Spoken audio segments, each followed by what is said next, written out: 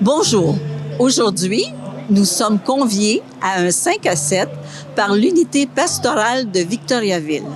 Non pas dans un bar ni dans un restaurant, mais sur le parvis de l'église Sainte-Victoire. Étonné? Restez avec nous pour satisfaire votre curiosité. Bienvenue à l'Urbain.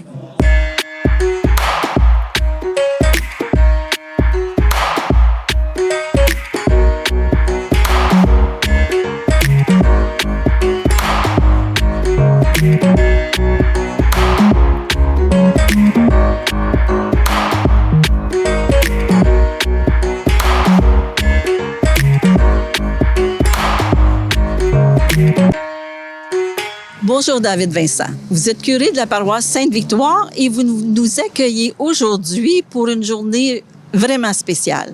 Oui, c'est l'occasion pour nous, lors du lancement de notre campagne de financement, de faire un beau 5 à 7 sur le parvis de l'église Sainte-Victoire, en plein milieu, j'oserais dire, de la vie ici à Victoriaville, pour d'une certaine manière montrer à la population générale ce qu'on a de beau, qu'est-ce qu'on vit de beau, puis pour nous autres aussi, de prendre ce mouvement un peu comme on est invité à sortir pour aller au-devant des personnes aussi. Et la campagne de financement, c'est la CVA? Oui. Alors, les gens peuvent donner de quelle façon? Alors, ici, sur le territoire d'une bonne partie de Victoriaville, plusieurs personnes vont recevoir une enveloppe à la maison. Alors, un dépliant, c'est-à-dire sur lequel ils peuvent retourner leurs dons pour nous soutenir dans notre mission. Alors, ce qui est important de mentionner, c'est que peu importe le don que l'on reçoit, il est important pour nous parce que l'on vit en majorité de la générosité des gens. Alors, pour être capable justement d'entretenir nos lieux de culte, les chauffer l'hiver, autant que pour justement engager du personnel compétent ou de faire vivre des activités, on a besoin, dans le fond, des dons pour être capable de fonctionner. Si on est capable d'accompagner les gens, que ce soit à travers les funérailles, à travers les baptêmes, d'être présent pour accompagner toutes les étapes de la vie, mais c'est grâce à la générosité des gens qui nous permettent justement à notre tour d'être présents pour pouvoir aider justement puis accompagner aussi. La pandémie a été difficile pour les communautés religieuses. Comment vous avez réussi à garder le contact avec les paroissiens? Bien, ce qui était beau, qui était une révélation aussi, c'est que dans chacune des communautés, en fond, qui se retrouvent autour un peu des églises, des anciennes églises aussi, c'est que les gens se sont comme mis à s'engager, à participer. C'est pas moi, là, comme curé, qui est allé placer des flèches partout à terre ou qui, mettons, a été mettre des bandeaux dans les bancs ou qui faisait l'accueil pour désinfecter les mains. C'est parce que des personnes, concrètement, qui se sont engagées à nous aider, qui ont fait en sorte qu'on a pu garder nos lieux ouverts d'une certaine manière. Puis même quand on ne pouvait pas se rassembler à l'intérieur, on était capable de faire des rassemblements à l'extérieur. Mais toujours organisés avec des paroissiens et des paroissiennes qui ont mis leur talent, qui ont mis leur qualité, leur force au service des autres. C'est ça, dans le fond, qui est beau. Tantôt, je parlais qu'on a besoin de sous-fonctionner, mais on a surtout aussi besoin, dans le fond, que des personnes mettent leur talent au service de, j'oserais dire, de notre belle mission, d'un peu de notre raison d'être, qui est d'être vraiment, là, comment je dis ça, une communauté chrétienne, missionnaire, qui mobilise et qui partage le chemin de chaque personne ici. Mais l'argent que vous amassez sert à quoi? Est-ce que c'est seulement pour le chauffage? Non. Alors, 60 même plus de 60 des dons que l'on reçoit servent surtout pour des activités en pastoral, pour de l'accompagnement concrètement. Alors, quand on accompagne des familles, par exemple, pour préparer des funérailles, ça prend quand même des gens. Il y a du personnel, des fois, qui va venir chanter. Quand on accueille pour préparer un baptême aussi, puis quand on le célèbre, alors, autant pour les activités avec les familles, avec les enfants aussi.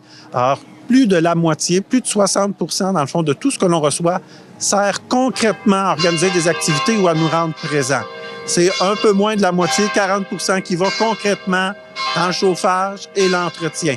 Ça inclut pas les travaux majeurs. Quand on a des travaux majeurs, on essaie toujours de faire une levée de fonds pour financer nos travaux, mais pas avec ce que les gens nous donnent comme tel, ou d'aller chercher des subventions au patrimoine aussi.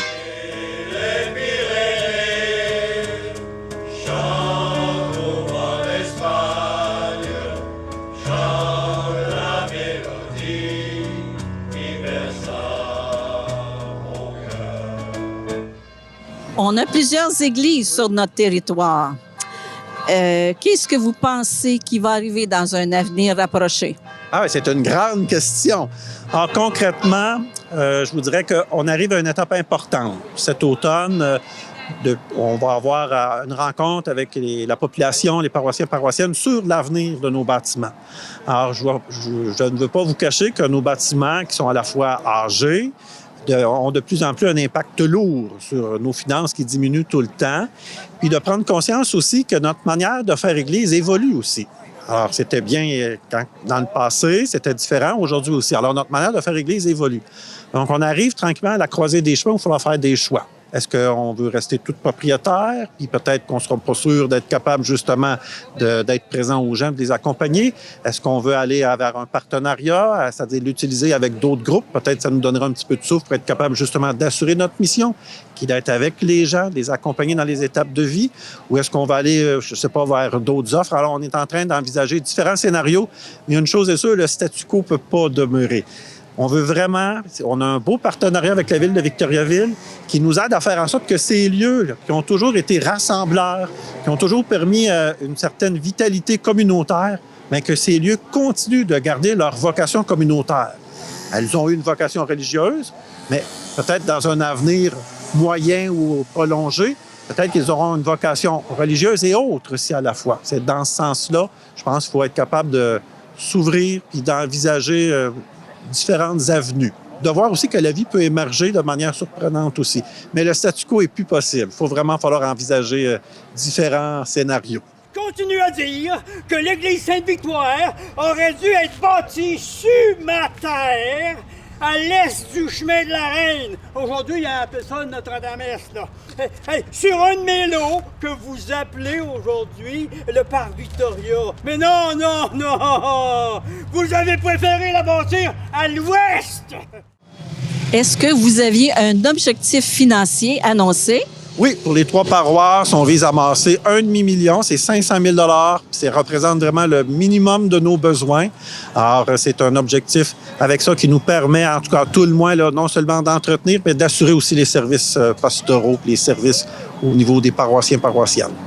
Bien, avec le dynamisme qu'on voit aujourd'hui chez vous, à l'extérieur, on vous souhaite vraiment d'atteindre votre objectif. Merci, David. Merci beaucoup.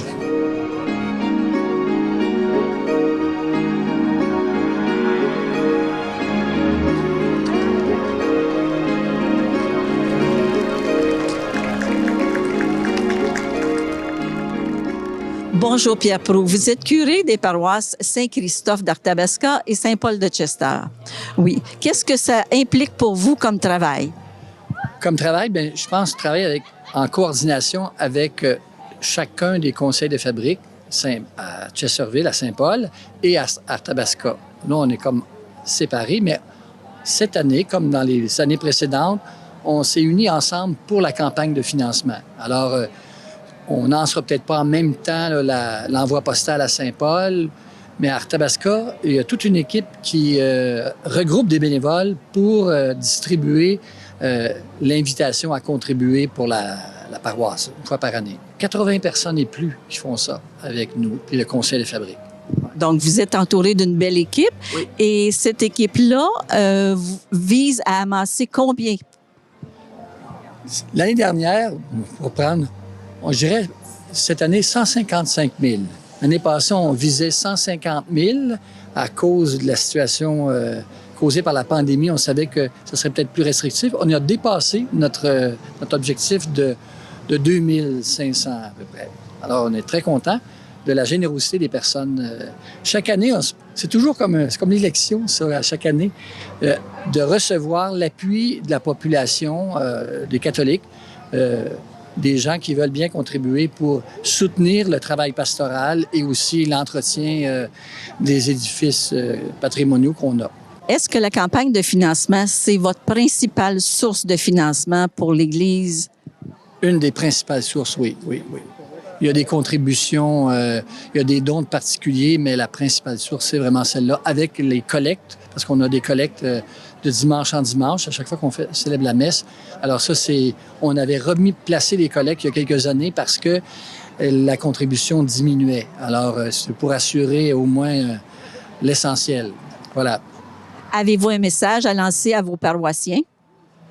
Le message, c'est, je veux dire, invitez les personnes que vous connaissez qui sont peut-être moins sensibles à la paroisse, mais qui sont chrétiens, catholiques, et qui souhaitent soutenir l'œuvre des paroisses que nous formons. Peut-être même les gens...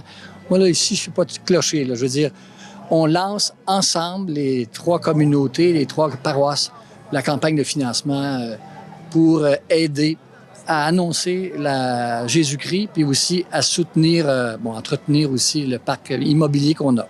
Bien, on vous souhaite une belle campagne de financement, M. Proulx. Merci beaucoup. Merci à la population aussi qui va nous accueillir, qui nous accueille et qui est si généreuse aussi souvent. Merci beaucoup.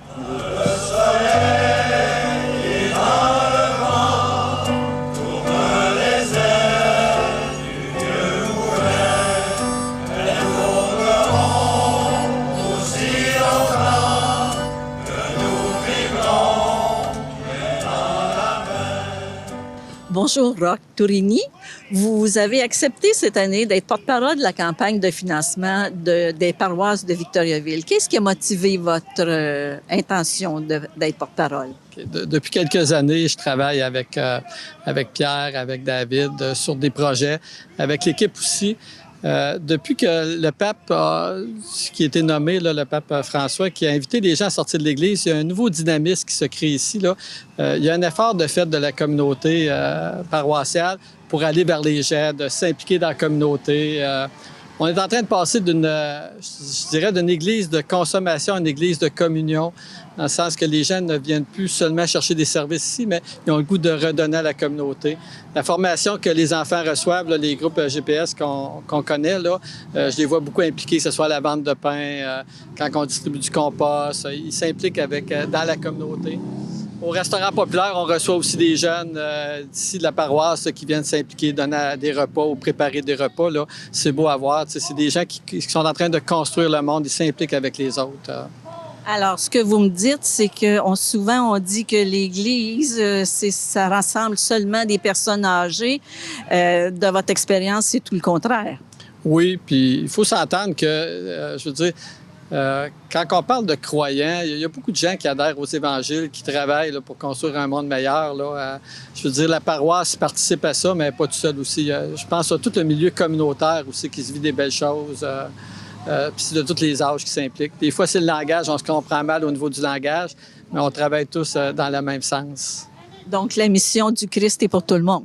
Oui, l'Évangile, c'est tout le monde. Moi, en tout cas, je travaille avec des jeunes, puis je vois qu'ils trouvent un sens à leur vie en s'impliquant. C'est un peu ça, là, l'Évangile, ça donne un sens à nos vies. Bien, on vous remercie d'être porte-parole pour la campagne de financement 2022-2023. Merci, Roch. Ça fait plaisir.